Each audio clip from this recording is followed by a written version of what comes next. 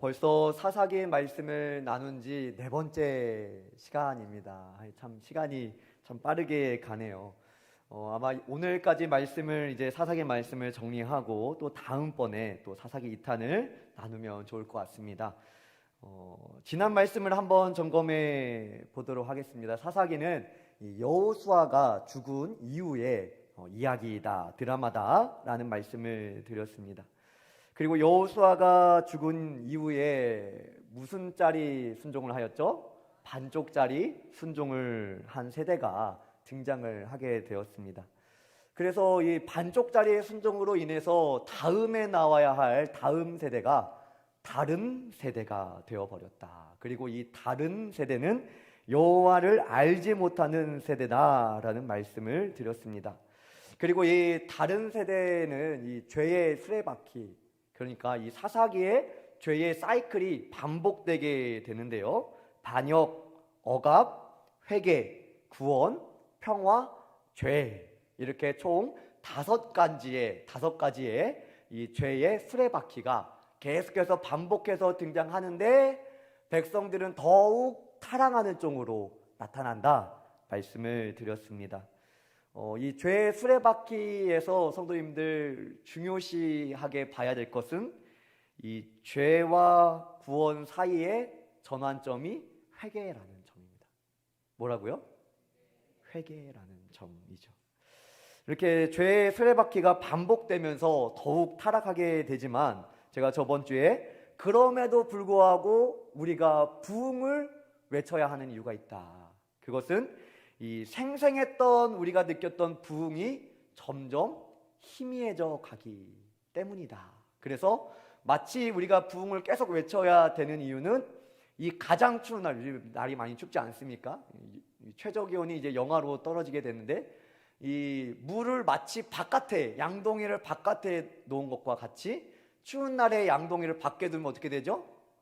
얼어버리죠. 그래서 얼지 않기 위해서는 어떻게 해야 된다고요? 계속해서 저어주어야 된다 말씀드렸습니다. 그렇지 않으면 꽁꽁 얼어붙는다. 온니엘이 죽으면서 다음 사사 이야기가 진행이 됐고요. 백성들이 타락하고 이방 민족들의 억압을 당했습니다. 그래서 조금은 부족해 보이는 무슨 손잡이요? 왼손잡이 에훗을 사용하셔서 하나님께서 백성들을 구원해 내셨습니다. 왼손잡이가 이렇게 말씀을 드렸습니다. 오른손을 못 쓰는 사람이기 때문에 왼손잡이 에훗이었다 말씀을 드렸습니다. 하나님께서 왜 이렇게 조금은 부족하고 좀 이렇게 어려움이 있는 사사를 들어 사용하실까? 스스로 자랑하지 못하게 하려 하십니다. 이 말을 달리하면 오직 예수님만 자랑하라. 할렐루야. 오직 예수님만 자랑하는 우리 북일교회 성도님들 되시길 바랍니다. 아멘. 오직 예수님만이 우리의 자랑입니다.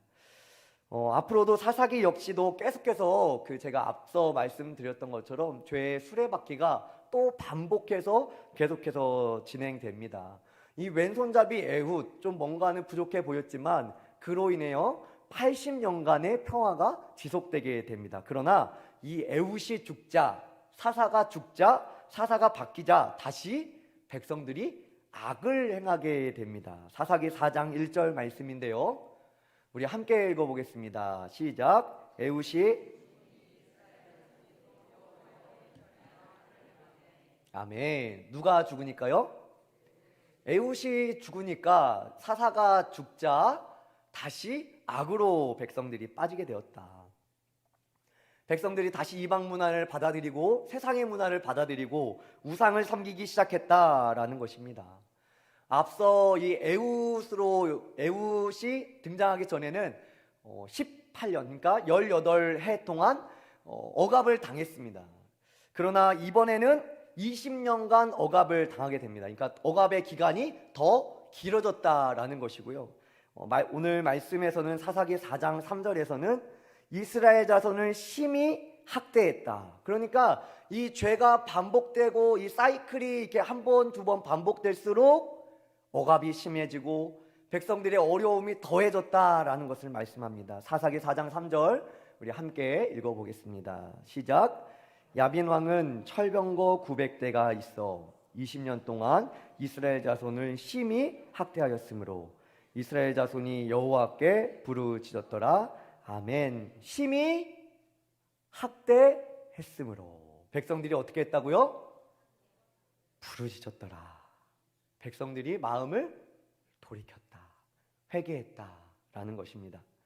3절에서도 성도님들 첫 시간에 봤던 철병거가 등장하게 됩니다.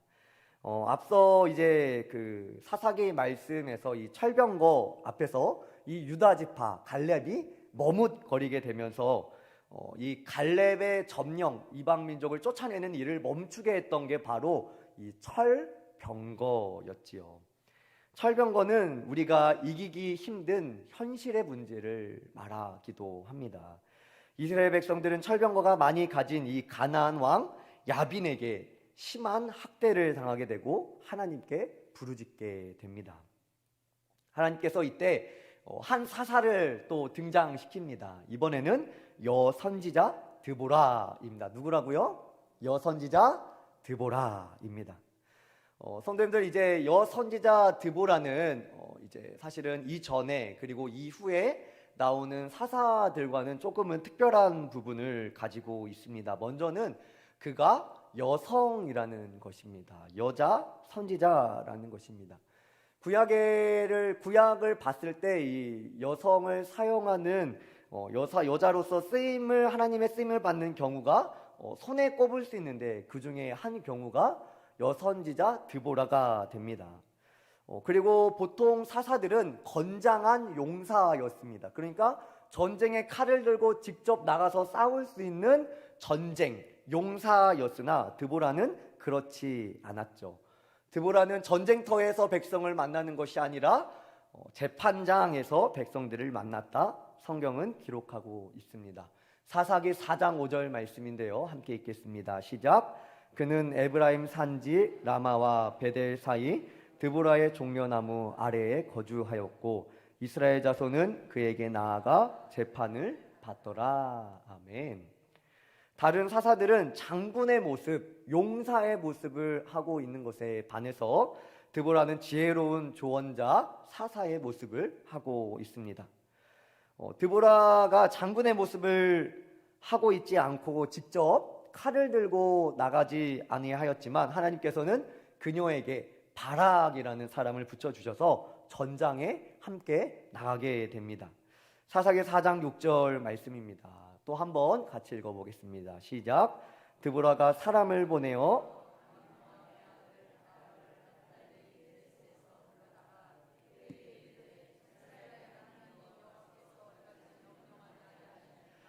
너는 납달리 자손과 스불론 자손 10,000명을 거느리고 다볼 산으로 가라. 아멘.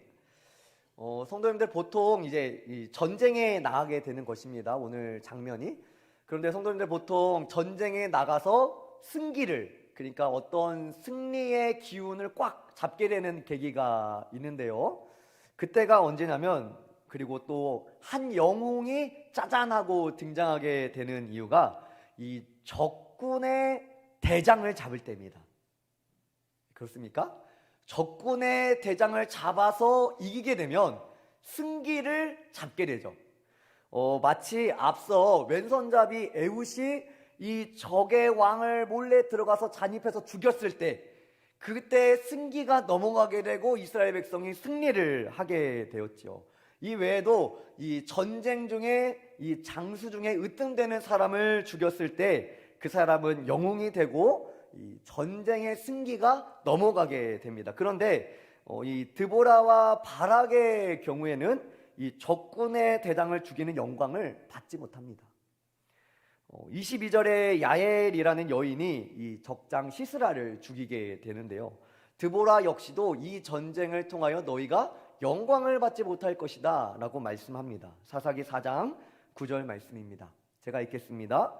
이르되 내가 반드시 너와 함께 가리라. 그러나 내가 이번에 가는 길에서는 영광을 얻지 못하리니 이는 여호와께서 시스라를 여인의 손에 파실 것임이니라 하고 드보라가 일어나 바락과 함께 게데스로 가니라. 아멘. 성도들, 사사기는 보통 이 사사, 이 영웅과 같은 사사 한 명의 이 집중, 스포트라이트를 확 받게 합니다. 그런데 드보라와 바락은 그렇지 않았던 것이지요. 이후에 드보라와 바락은 군대 10,000명을 이끌고 전장으로 나가게 됩니다. 그리고 전쟁을 하게 됩니다. 사실 현실적으로 볼 때는 패할 것이 뻔한 전쟁이었습니다. 왜냐하면 이 철기 문명과 싸워야 하기 때문입니다. 굉장히 가볍고 센 이 철기 문명을 가진 이 가나안 왕 야빈과 싸움은, 심지어 철병거 900대가 있는 이 전쟁은 사실은 이기기가 힘들어 보였죠. 그런데 현실적으로 이기기 힘든 이 전쟁에서 드보라가 이렇게 외치게 됩니다. 우리 드보라의 외침에 집중해서 사사기 4장 14절 15절 우리 함께 읽어보겠습니다. 시작. 드보라가 바락에게 이르되 일어나라, 이는 여호와께서 시스라를 내 손에 넘겨주신 날이라. 여호와께서 너의 앞서 나가지 아니하시느냐 하는지라. 이에 바락이 10,000명을 거느리고 다볼 산에서 내려가니 여호와께서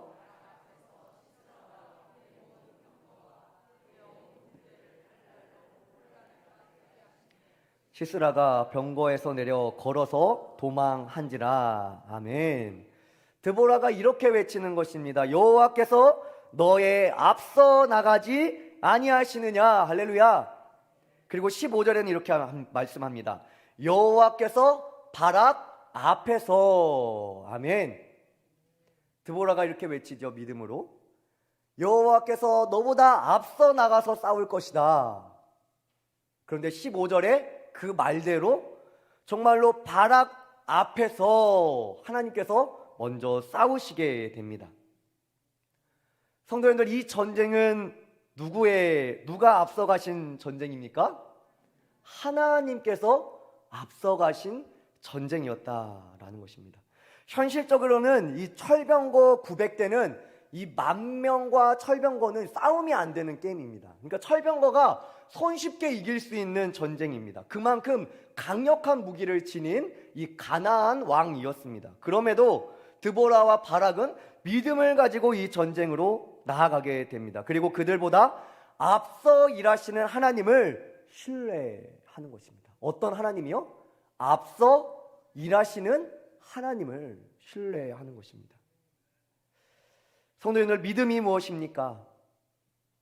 이길만 한데 나가는 것이 믿음입니까? 아니면 뻔히 질 걸 알면서도 하나님만 붙들고 나가는 것이 믿음입니까? 드보라와 바락은 질 것이 뻔한 전쟁이었습니다. 철병거와 일반 보병과의 싸움은 사실 상대가 안 되는 게임이죠. 그런데 이 상황을 믿음으로 보면 하나님의 전쟁이며 철병거와 하나님의 싸움인 것입니다. 누가 이길까요? 하나님이 이기시죠. 할렐루야.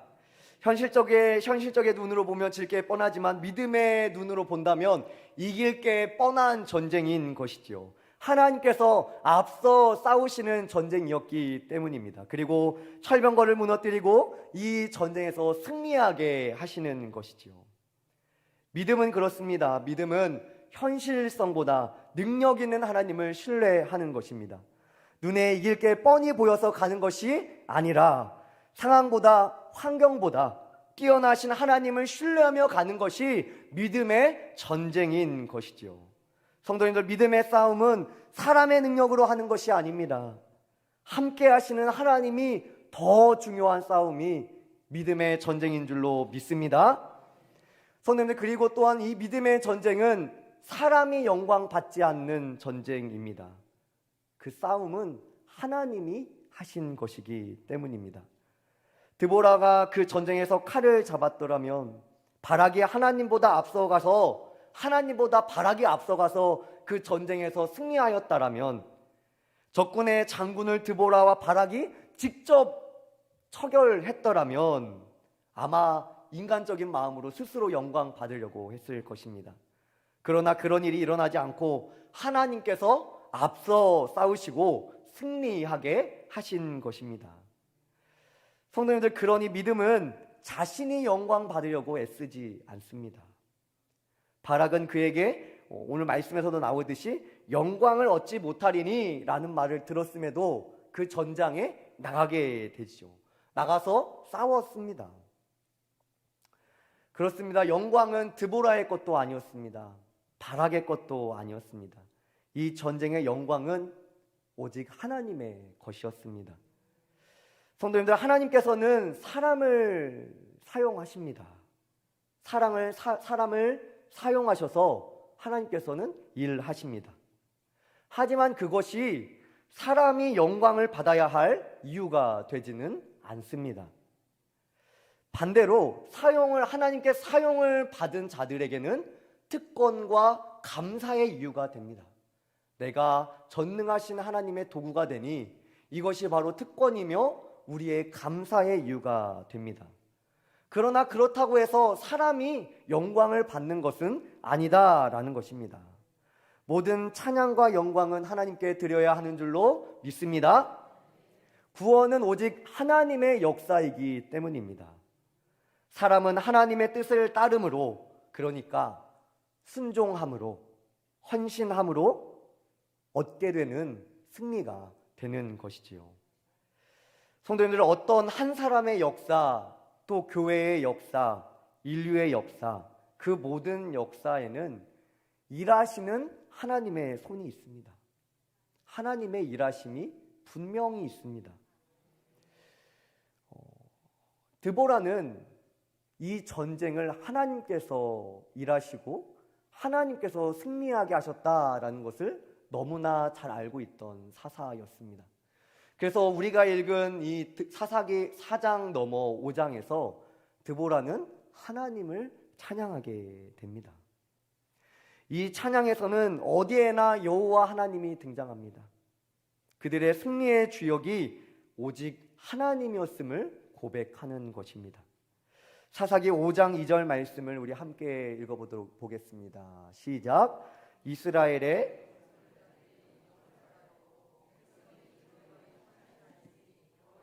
찬송하라. 아멘. 백성이 즐거이 헌신하였으니 여호와를 찬송하라. 할렐루야. 하나님께서 지혜로 그 백성을 지도하시고 백성들은 그의 지도에 순종하였다, 헌신하였다, 즐거이 헌신하였다라는 것입니다.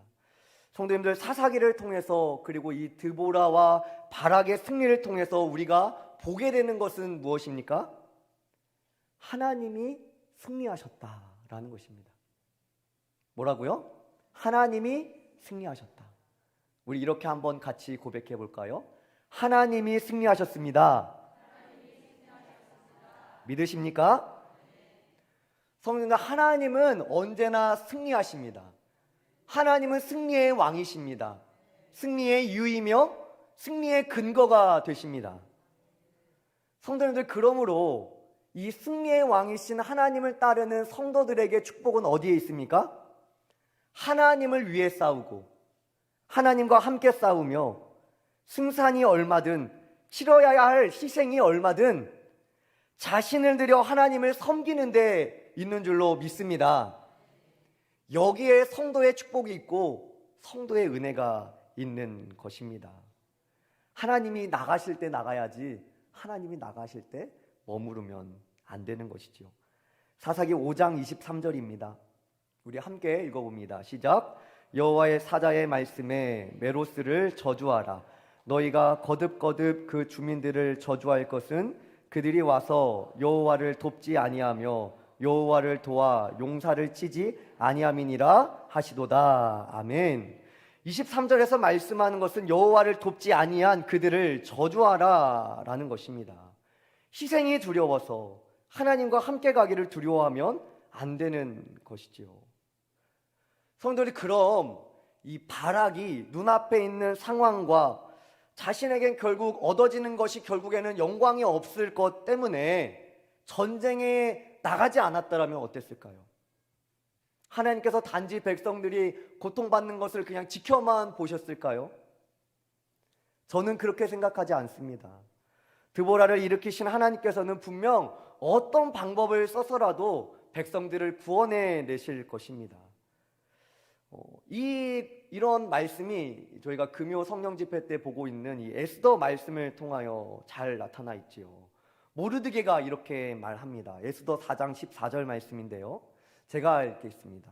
이때 내가 만일 잠잠하여 말이 없으면, 에스더에게 말하는 것이죠. 내가 잠잠하면 말이 없으면 유다인은 다른 데로 말미암아 노임과 구원을 얻으려니와 너와 내 아버지의 집은 멸망하리라. 내가 왕후의 자리를 얻은 것이 이때를 위함이 아닌지 누가 알겠느냐 하니. 아멘. 모르드게가 그러한 믿음을 가지고 이렇게 고백하는 것입니다. 에스더에게 내가 잠잠할지라도 하나님께서는 우리를 구원하실 것이다. 성도님들, 이러한 이 드보라의 노래, 이 드보라의 찬양을 통하여 우리가 알 수 있는 것은 결국 승리는 사람의 능력, 어떤 바락의 능력, 드보라의 능력이 아니라 하나님의 능력으로 이기는 싸움이다라는 것입니다. 단지 드보라는 사용받음에 감사할 뿐이고 사용받아서 하나님을 찬양하는 것이지요. 그러므로 성도님들, 인간의 만사의 배후에는 하나님의 손이 있음을 믿으시기 바랍니다. 이것이 바로 섭리라고 하는 것이죠. 성도님들, 하나님과 함께 가시기를 바랍니다. 하나님을 위해 나아가시는 성도님들 되시길 바랍니다. 때로는 승산이 보이지 않고 때로는 많은 희생이 따를 수도 있겠지요. 그러나 하나님께 즐거이 헌신하시는 모든 성도님들 되시기를 바랍니다. 성도님들, 승리의 비결이 사람에게 없다라는 것이 사실 감사입니다. 믿으십니까? 이것을 신뢰하십니까? 사실 우리는 사람이 눈앞에 보이기 때문에 때로는 사람을 더 많이 보게 되지만 뛰어난 사사 이후에 또 다른 사람이 등장하게 됩니다. 그러나 승리의 비결이 사사에게 있는 것이 아니라 하나님께 있는 것을 보시기를 바랍니다. 평화의 비결이 하나님께 있다라는 것입니다. 그러므로 우리와 항상 함께 계시는 하나님을 찬양하시는 모든 성도님들 되시기를 바랍니다. 드보라와 바락이 그런 것처럼 우리가 승리함에 어떤 우리에게 주어진 평화에 자아도취하지 않고 하나님의 영광을 내가 취하지 않고 그 승리를 주신 하나님을 찬양하는 것이 우리에게 마땅한 바인 줄로 믿습니다. 오늘도 이 자리에 나오신 모든 성도님들의 삶 가운데 또한 이 예배의 자리가 오직 하나님께만 영광이며 승리의 왕이신 하나님만을 바라보시는 모든 성도님들 되시기를 바랍니다. 우리 찬송가 360장 함께 찬송하겠습니다.